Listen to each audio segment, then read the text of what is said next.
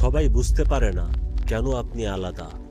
আপনি যা ভাবেন, যেভাবে অনুভব করেন, যেভাবে জীবনকে গভীরভাবে দেখেন, এসব অনেকের কাছেই সহজে বোঝার মতো নয়। অনেকে হয়তো বলবে আপনার মন অনেক নরম, আপনি খুব আবেগপ্রবণ বা খুব আধ্যাত্মিক।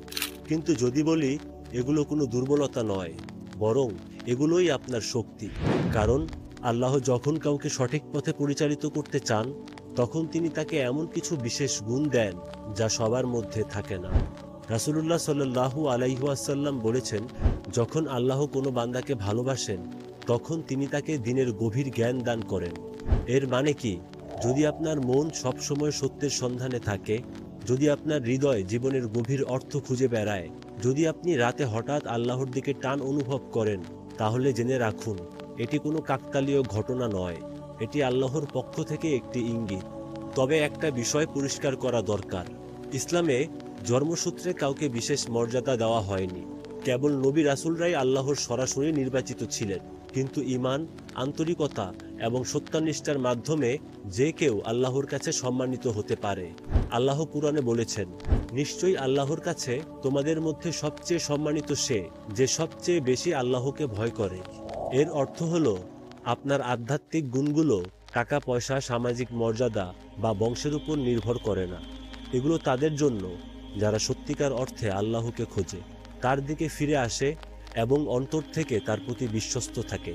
তাই কখনো যদি মনে হয় আপনি অন্যদের চেয়ে গভীরভাবে জিনিসগুলো বুঝেন বা অনুভব করেন, তাহলে মনে রাখবেন এটা কোনো কাকতালীয় ঘটনা নয়। হতে পারে আল্লাহ আপনাকে বড় কোনো উদ্দেশ্যের জন্য তৈরি করছেন। এই ভিডিওতে এমন 5টি বিরল ও আধ্যাত্মিক গুণের কথা বলবো যা খুব কম মানুষের মধ্যেই থাকে, আর দেখাবো কিভাবে আপনি এগুলো নিজের ভেতর খুঁজে পেতে পারেন। তাই ভিডিওটি শেষ পর্যন্ত দেখুন, কারণ এগুলো জানলে আপনার জীবন বদলে যেতে পারে। প্রথম লক্ষণ, গভীর অন্তর্দৃষ্টির উপহার। অনেক মানুষ সারা জীবন কোনো প্রশ্ন না করেই কাটিয়ে দেন। তারা যা শুনে তাই তারা মেনে নেন, ভিড়ের সাথে চলেন, কিন্তু কখনো ভাবেন না জীবনের গভীর অর্থ কী। কিন্তু কিছু মানুষ আছেন যারা সবকিছু ভিন্নভাবে দেখেন এবং অনুভব করেন। তারা শুধু বাইরের দৃশ্য দেখেন না, ভেতরের সত্য বুঝতে চেষ্টা করেন। তারা মিথ্যা, প্রতারণা বা ফাঁকা মোহের পেছনে ছোটেন না। তারা বুঝতে পারেন প্রতিটি পরীক্ষা বা নিয়ামতের পেছনে আল্লাহর একটি গভীর উদ্দেশ্য আছে। এটি শুধু সাধারণ বুদ্ধিমত্তা নয়, এটি হলো বাসিরা। আল্লাহ কুরআনে বলেছেন, নিশ্চয়ই এটি একটি উপদেশ প্রত্যেক সেই বান্দার জন্য যে আল্লাহর দিকে ফিরে আসে অন্তর্দৃষ্টি সম্পন্ন হয়ে। এর অর্থ কি? সবাই সত্যিকার অর্থে দেখতে পায় না। কেউ দুঃখ কষ্ট দেখে শুধু কষ্ট অনুভব করে, আর আপনি দেখেন এটি আল্লাহর পক্ষ থেকে একটি পরীক্ষা যা আপনাকে আরো শক্তিশালী করবে। কেউ দুনিয়ার পেছনে অন্ধভাবে ছোটে, আর আপনি দেখেন এই দুনিয়া কত ক্ষণস্থায়ী। কেউ সময় নষ্ট করে আর অপ্রয়োজনীয় বিষয় নিয়ে ব্যস্ত থাকে, আর আপনি অনুভব করেন আখিরাতের জন্য প্রস্তুতি নেওয়াই আসল কাজ। এ কারণেই মানুষ অনেক সময় আপনাকে বুঝতে পারে না। তারা ভাবে আপনি সবার সাথে মিশতে পারেন না। তারা জিজ্ঞেস করে আপনি কেন জীবনকে এত গুরুত্ব দিয়ে দেখেন। তারা বুঝতে পারে না আপনি যা দেখেন তা তারা দেখতে পায় না। আসলে এটি কোনো দুর্বলতা নয়, এটি একটি আধ্যাত্মিক উপহার। নবী মুহাম্মদ সাল্লাল্লাহু আলাইহি ওয়াসাল্লাম বলেছেন, মুমিনের অন্তর্দৃষ্টিকে ভয় করো, কারণ সে আল্লাহর নূরের মাধ্যমে দেখে। এটি কি বোঝায়? আপনার হৃদয় এমন কিছু অনুভব করে যা অন্যরা বুঝতে পারে না। আপনার মন বলে দেয় যখন কিছু ঠিক নেই, আর এটা হয় তখনও যখন কোনো প্রমাণ না থাকে। আপনি বুঝতে পারেন কারো নিয়ত ভালো না, এমনকি যদি সে হাসি মুখে কথা বলে। আপনি আল্লাহর দেওয়া নিদর্শনগুলো চিনতে পারেন যা বেশিরভাগ মানুষ উপেক্ষা করে। আর সবচেয়ে আশ্চর্যের বিষয় হলো, আপনি যত বেশি আল্লাহর দিকে ফিরবেন, এই ক্ষমতা ততই শক্তিশালী হবে। তাই যদি কখনো মনে হয় আপনি অন্যদের চেয়ে আলাদা কিছু অনুভব করেন, এটি নিয়ে সংশয়ে থাকবেন না। কারণ যাকে মানুষ বেশি চিন্তা করা বা অতিরিক্ত অনুভূতি প্রবণ বলে, সেটাই আসলে একটি বিরল উপহার। আর এটিই আল্লাহর পক্ষ থেকে দেওয়া বিশেষ অন্তর্দৃষ্টি যা খুব কম মানুষ পায়। দ্বিতীয় লক্ষণ, নিঃসঙ্গতায় প্রশান্তি খোঁজার উপহার। বেশিরভাগ মানুষ একা থাকতে ভয় পায়। তারা সবসময় শব্দ, ব্যস্ততা বা মানুষের সঙ্গ খোঁজে। তারা মনে করে যেন একা থাকলেই অস্বস্তি বোধ করবে। তারা এক মুহূর্তেও নীরবতা সহ্য করতে পারে না। তাদের হাত চলে যায় ফোনের দিকে। প্রতিটি মুহূর্ত তারা বিনোদনে ভরে রাখে, কারণ একাকিত্ব তাদের কাছে শূন্যতার মতো মনে হয়। কিন্তু তারপরও এমন কিছু মানুষ আছে যারা নিঃসঙ্গতায় শান্তি খুঁজে পায়। তারা একা থাকাকে ভয় পায় না, বরং এটাকে গ্রহণ করে। তারা নীরবতায় হারিয়ে যায় না, বরং সংযুক্ত অনুভব করে। তারা একাকী সময় নষ্ট করে না, বরং সেই সময়টাকে গভীর চিন্তা ও আল্লাহর সান্নিধ্য লাভে ব্যয় করে। এটি একাকিত্ব নয়, এটি একটি আধ্যাত্মিক উপহার। নবী মুহাম্মদ সাল্লাল্লাহু আলাইহি ওয়াসাল্লাম ওহী পাওয়ার আগেও হেরা গুহায় নির্জন সাধনায় মগ্ন থাকতেন। কেন? কারণ নিঃসঙ্গতা আত্মাকে পরিশুদ্ধ করে, মনকে শানিত করে এবং হৃদয়কে শক্তিশালী করে। আল্লাহ কুরআনে বলেন, তুমি তোমার প্রভুকে মনে মনে বিনীতভাবে ও ভয়ে স্মরণ করো, সকালে ও সন্ধ্যায়, উচ্চ স্বরে নয়, এবং উদাসীনদের অন্তর্ভুক্ত হইও না। এর অর্থ কি? আপনার চিন্তায় যখন আল্লাহ থাকেন, তখন একাকিত্বে অপার শক্তি লুকিয়ে থাকে। যখন অন্যরা দুনিয়ার মোহে ডুবে যায়, আপনি নীরবতায় সত্য খোঁজেন।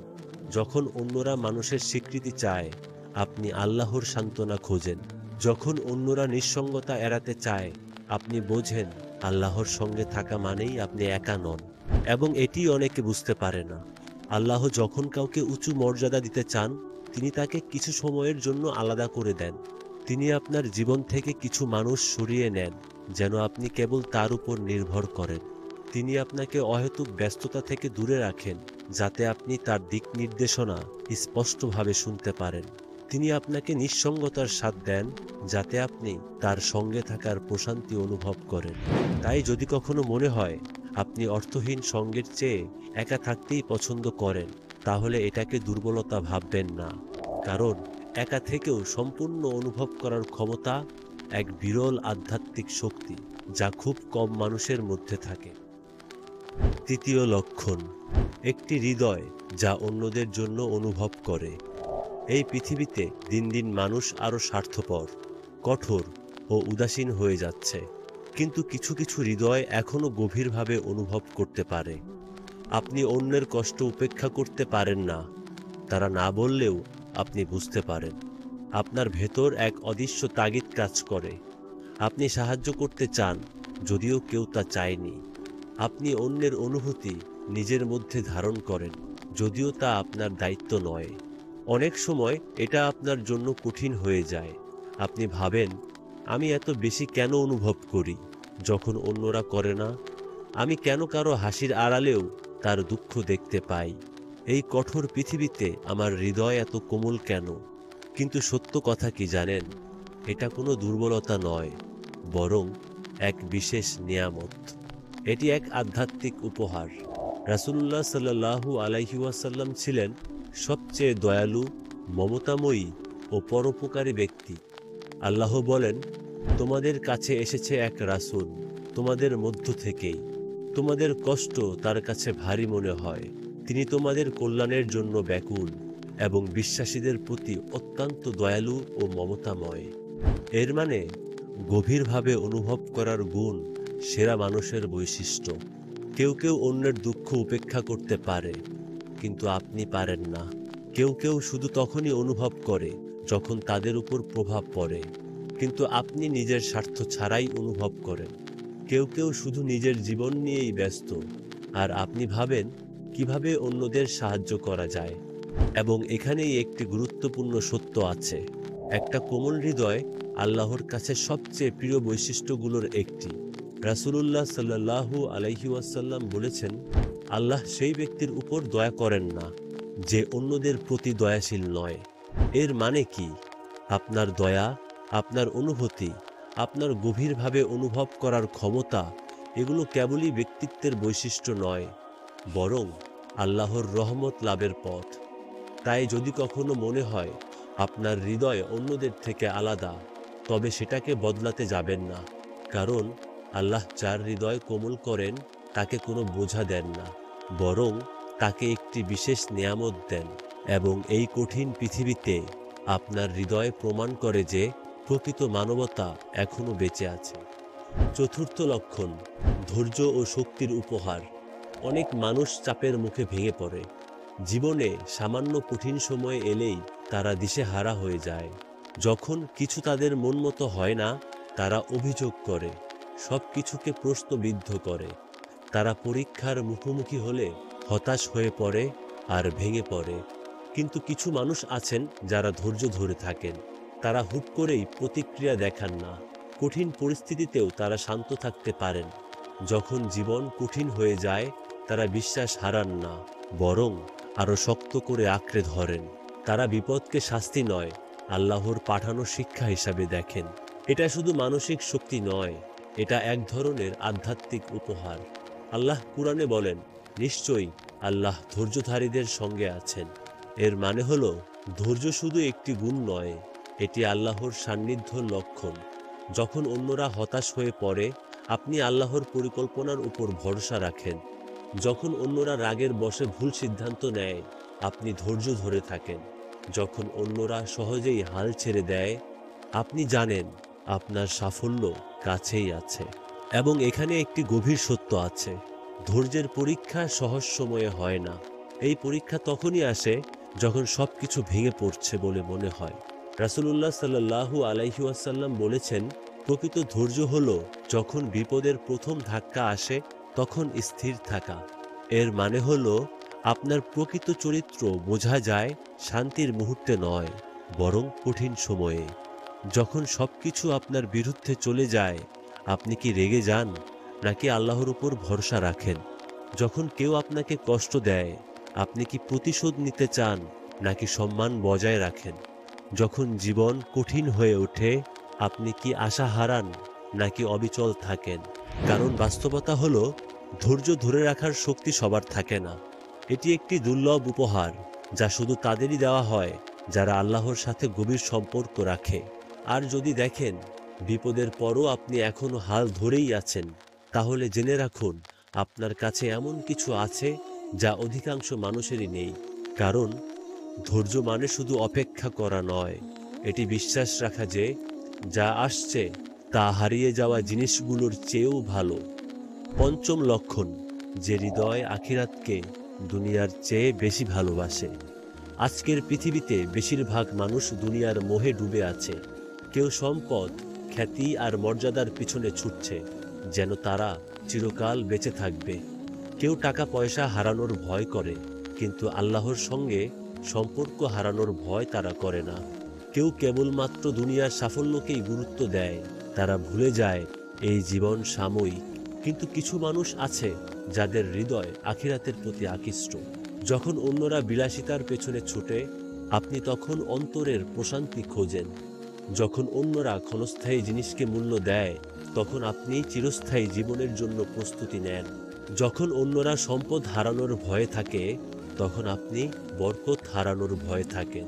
এটি শুধু জ্ঞান নয়, এটি একটি আধ্যাত্মিক উপহার। আল্লাহ কুরআনে বলেন, তোমরা দুনিয়ার জীবনকে বেশি ভালোবাসো, অথচ আখিরাতই শ্রেষ্ঠ ও চিরস্থায়ী। এর মানে কি?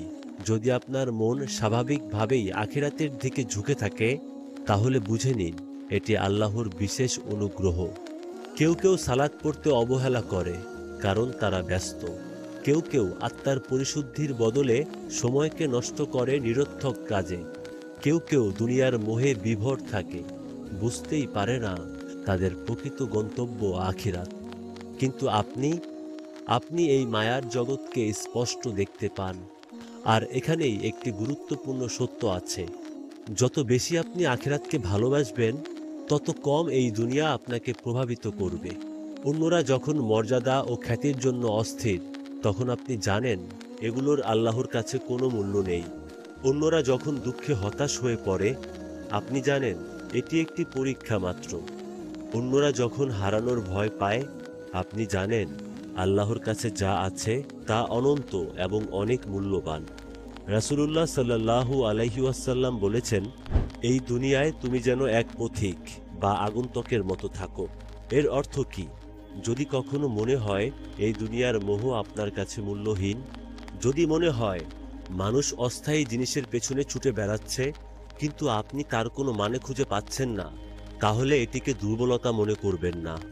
কারণ এই দুনিয়ার মোহ থেকে নিজেকে দূরে রাখতে পারা এটি এক বিরল আধ্যাত্মিক গুণ যা খুব কম মানুষই অর্জন করতে পারে। আর যখন আপনি আখিরাতের দিকে মনোযোগ দেবেন তখন আল্লাহ আপনার দুনিয়ার সকল চাহিদা পূরণ করবেন। প্রিয় ভাই ও বোনেরা, যদি আপনার মধ্যে এই আধ্যাত্মিক গুণের যে কোনো একটি লক্ষণ থাকে তাহলে জেনে রাখুন আপনি সৌভাগ্যবান। এটি কোনো সাধারণ বৈশিষ্ট্য নয়, এটি কাকতালীয় কিছু নয়, এটি আল্লাহর পক্ষ থেকে আপনার অন্তরে রাখা একটি বিশেষ উপহার। রাসূলুল্লাহ সাল্লাল্লাহু আলাইহি ওয়াসাল্লাম বলেছেন, যার প্রতি আল্লাহ কল্যাণ চান তাকে দ্বীনের গভীর জ্ঞান দান করেন। এর মানে কি?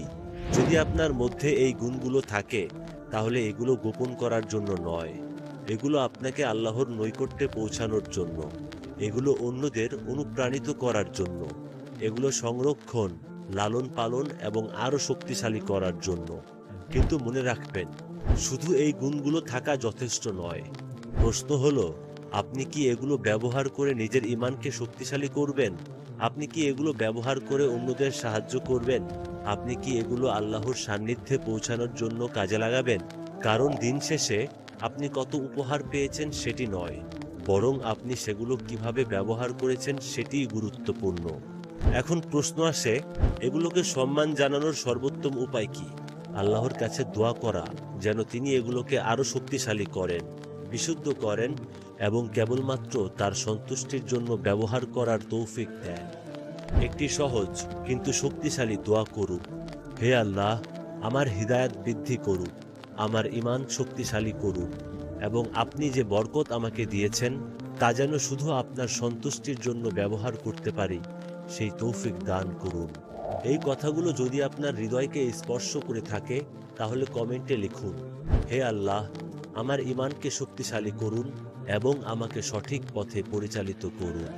আপনার একটি বাক্য হয়তো অন্য কাউকে চিন্তার দিকে নিয়ে যাবে এবং তাকে আল্লাহর নৈকট্যে আসতে সাহায্য করবে।